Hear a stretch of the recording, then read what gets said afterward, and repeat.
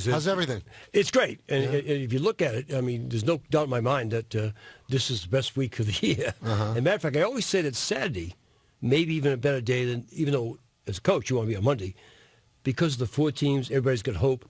The city is absolutely crazy. We were there in Houston and fortunate enough to win in 11, but that any city, the Saturday, Friday night before is magical. That said, does that almost make the Elite Eight game maybe the biggest of the tournament, knowing that experience is on the line? You know, it's funny because you say that, and you watch all 4 coaches, and all had 4 reasons why they felt that way. Roy is everybody's the best team, but not playing, folks said, during the years the best team. Clearly, Jay Wright. I don't like the guy because he's too good looking. I don't like his suits, too expensive. But he really can coach. He's a wonderful guy. But 3 years, we can get it done, believe me. And they did because of the special experience. And there's no doubt that Leifer, Lon Kruger, great guy and terrific coach, has a senior team. He might not be back here again. So I think you're 100% right. I think that game, I know it sounds funny, has more pressure on it than you possibly think. Now, you get to Monday, and you're 40 minutes away. That's different. But point being, I 100% agree. The elation you see sometime in a Final Eight is crazy. You might not see it at the end of getting to Monday's game. Now, let's talk about your old sparring partner, Jim Boeheim. Many people debated whether he even belonged in the tournament at 19 and 13, and now he's in the Final Four. Did you think this team was a Final Four team? I lobbied for them in many ways, at least publicly. I was on ESPN saying simply they belonged. There's no doubt in my mind, matter of fact.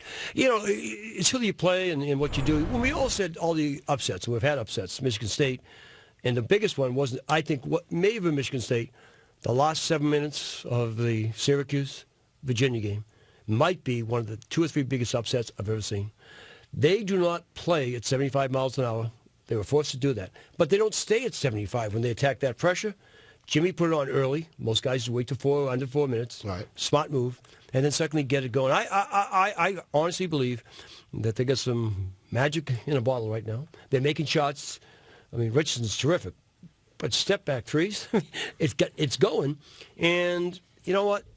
9-game suspension. We can talk about that some other time. But he got hit. The school got hit. Okay, let them play, and they deserved it, and they surely deserve to be in. That conference this year proves out to be the best conference in America. Do you believe that there's less pressure, house money? Do you believe in that stuff when you're Syracuse going into the Final Four? I think any time when we went to play Duke, people forgot how good we were. 25 in a row that year. We ended up only 34-2. Okay, only 34. Yeah. But Duke was the team of all time. Mike Krzyzewski's best team. And I built that up once we got by Ohio State so much, and our kids relaxed because of that. I honestly mean that. When you're playing with house money, it's a heck of a lot easier. Mm-hmm. Now, I'm told that you do, because you know him so well, you do a great Boeheim imitation. Well, when I played golf with him the first time, I couldn't believe it because he's a very good player. And he comes up and he says, I said, Jimmy, that's a terrific play. I only got a birdie. Let me tell you a tournament story. So one year I'm up in Syracuse. We're talking about next year's scheduling. And I said, Jimmy, I love Maui. I love going there with the kids, the family, the whole deal. And he says, Maui? I've got Syracuse. Have you guys been to Syracuse in December? I rest my case. I love him, though. He's a terrific coach for these reasons. Gets good players, recruits to his system. And one thing he'll do, he'll always put the right guy in the right spot to score. Think about it. Every one of his players have terrific years. Now, Barkley said something the other day, and I'd love to get your reaction on this. Charles just spits things out. Talks. And he said, I really believe that Syracuse would have been even more successful in the Boeheim years if they played man-to-man. And we had Jim on yesterday, and Jim said, I think that's the complete opposite. He said, we only have 19 McDonald's All-Americans. Other teams have 60, like Kentucky. He said, I needed to play that zone. Do you agree that they would not be as good without the 2-3? Well, the only thing I have a little history going on. When I first coached against Jim at Northeastern, and then later in the Big East in 1986, a lot of years ago, almost 30 years ago, they played zone, then they come to man if that didn't work, then they would press. That's what they did.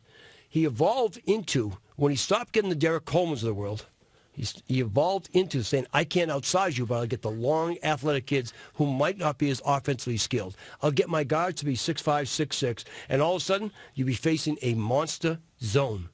And honestly, not only do they play it very well, they practice it well. I happened to see them last couple of years going up there, but they recruit to it.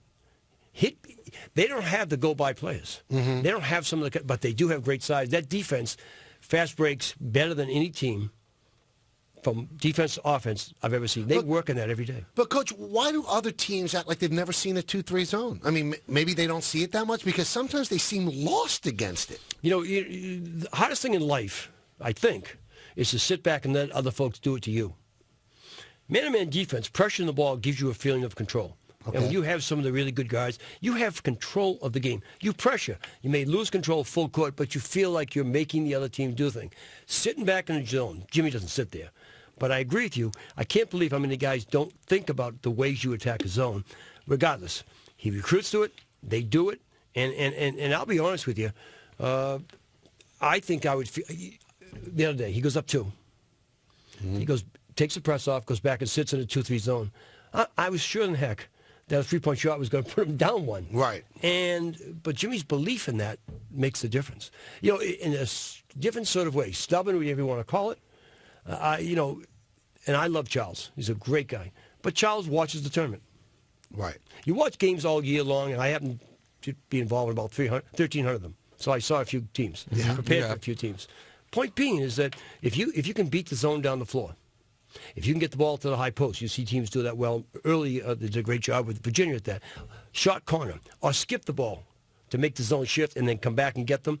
Now, in our last, someone just gave me this today. We were 29-28 in our last 57 games. Syracuse and I were just evenly matched. They have very good players. They have a lot of pros. People kind of forgot that. But I think he's built his program around that zone. You know what teams need? An identity. We had an identity at UConn. We rebounded the hell out of the ball for years, and we ran and played man-to-man defense. That's what we did. What they do is they run pro offense, put guys in the right spots, and they get that zone.